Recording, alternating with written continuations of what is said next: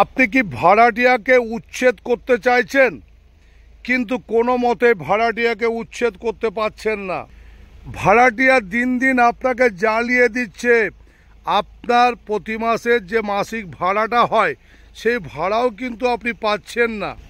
তাহলে করুন এই ক্রিয়াটি। 21/8/2024 তারিখে পশ্চিম বর্ধমান রানিগঞ্জ চেম্বারে, 22/8/2024 আমাকে পাচ্ছেন পূর্ব বর্ধমান চেম্বারে, 23/8/2024 আমি থাকছি আরামবাগ চেম্বারে, 24/8/2024 আমি থাকবো কলকাতা সোদপুর চেম্বারে এবং 25/8/2024 আমাকে পাচ্ছেন পূর্ব মেদিনীপুর মেচেদা চেম্বারে। সঙ্গে থাকছে আমার ছেলে সূর্যকান্ত মুখার্জি, জুনিয়র রাজুদা।